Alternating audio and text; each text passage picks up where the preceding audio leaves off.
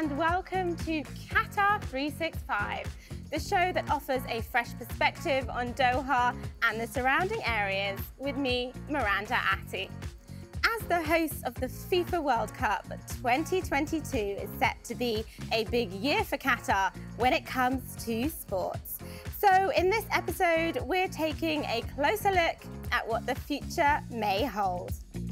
Coming up, we're entering the world of e-gamers, finding out about the business of sport and scoring points with Padel. Esports has become a mainstream attraction worldwide with conventions, competitions and streaming channels. So much so it's even becoming a popular subject in academic environments.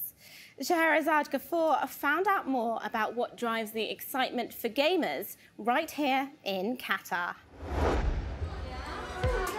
And who managed to create something very exciting today? Motivating the next generation of e-gamers. The International School of London is the first in the MENA region to use e-gaming to support learning and create its own esports league. So we aim mostly to develop 21st century skills, communication, collaboration, empathy, perspective taking, critical thinking, problem solving, to take the students' passion and to use that passion to drive the learning. I made a tree house. I never imagined that in a school we would be allowed to play any games like this, specifically a gaming club. At the beginning, we weren't communicating together so much, but now we could communicate better. Qatar has set up an esports federation that's hoping to encourage more international tournaments, but also attract gaming organizations to the country. We're really happy that we could help the International School of London, with their educational program through gaming. And now we've had a couple of institutions ask us if we can support them with education through VR gaming. More and more schools are definitely seeing the potential. The country's e-football team, supported by the Qatar Football Association, is also now ranked 10th globally. It's experiences like this that make esports so enticing. With this VR headset and these sensors on my shoes, I can play a game of football as if I'm actually in one of Qatar's stadiums. Statistics suggest that esports will reach 600 million people worldwide, with revenues expected at more than 1.6 billion euros by next year. We've seen females, even some more female representation here at the venue. So gaming and the esports industry in general is very diverse. Esports in general, it's about playing, it's about engaging, and it's about spectating. Our venue is a location that provides 200 gaming setups with cutting-edge technology for people to play, a stage to see their favorite teams and play on big screens. Video game tournaments like these are often avenues for gamers to clock full-time incomes. Through playing by myself, practicing by myself, and then eventually building up friendships in the community. I think it's the competitive environment. Going to a tournament, losing, I feel motivated to practice harder and then beat my opponents next time. It also provides a unique opportunity for older generations to power up their knowledge of esports. One of the most life-changing experiences for me was watching my own father attend a tournament. And when he saw a huge stage and he saw projectors and he saw people competing and getting so excited about it, he says, "This is exactly like sports." And I had never mentioned to him the term esports before. There are an estimated 20 million esports players in the Arab world. Slowly, the gaming Qatar is getting bigger and bigger, as we can see in the previous major tournaments. And it's going to be stronger and more competitive. With so much happening in the gaming scene, they certainly seem to be hitting the button on e-sporting success.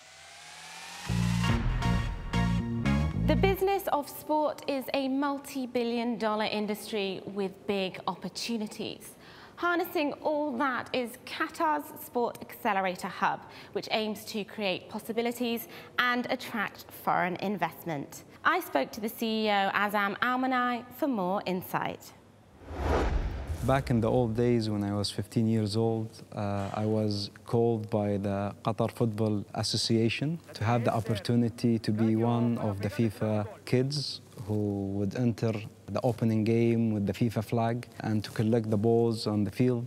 Being a football player when I was young and witnessing the growth of the sport industry here in Qatar, decided to be a part of this successful story and being a part of a successful team who would diversify the business in Qatar, being an oil and gas state, to a sports sector.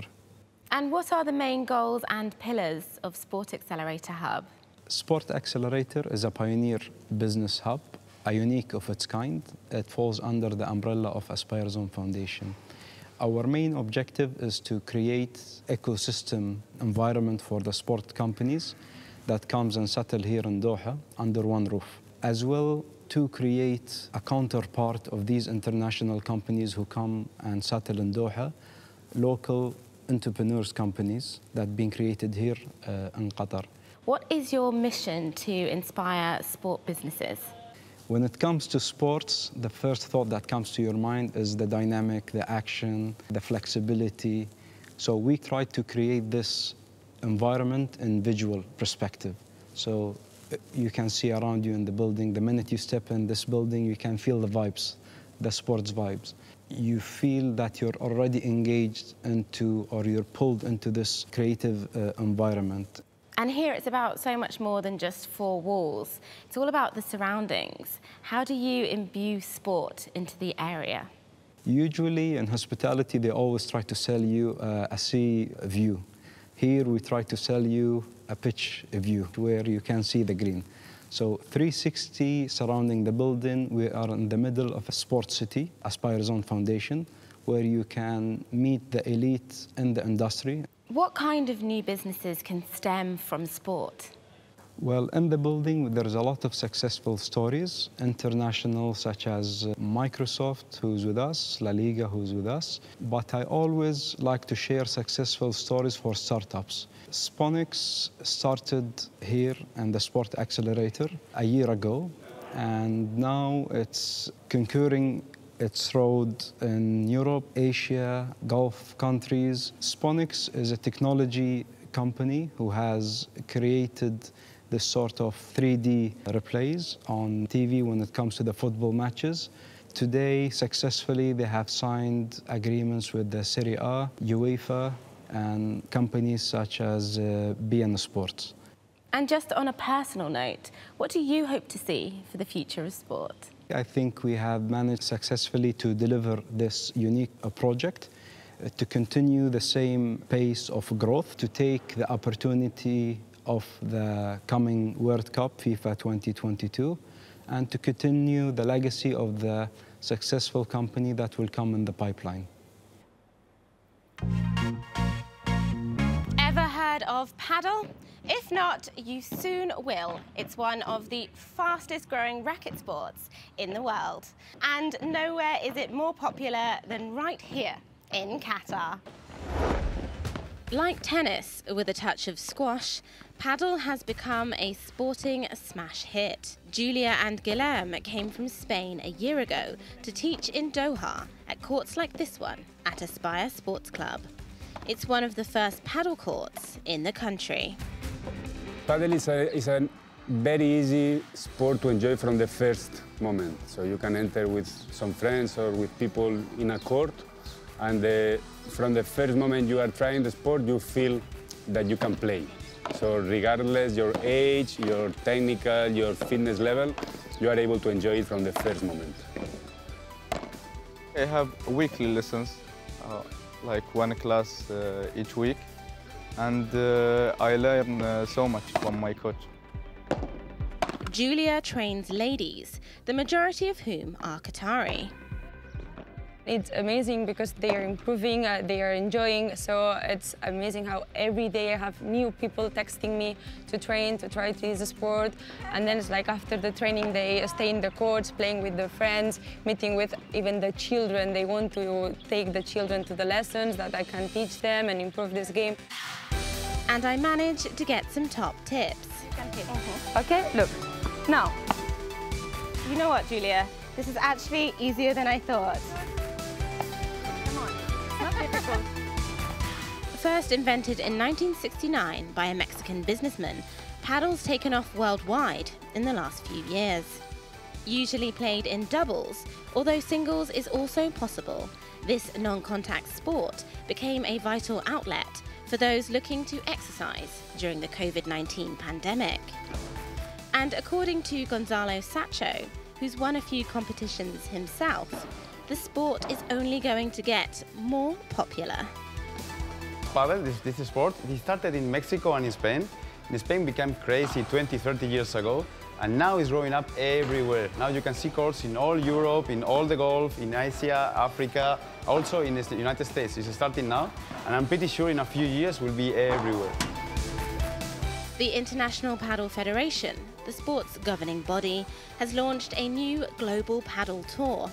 And of course, with so many courts and padel enthusiasts, it's no surprise that the first event is taking place right here in Qatar. I started playing padel 2 years ago, I think. I started playing with my friends because it's, I think, the most famous sport right now in Qatar. And as long as the sport is growing, more players are coming in and it's becoming more fun and the level just keeps increasing and everyone is just having fun with it.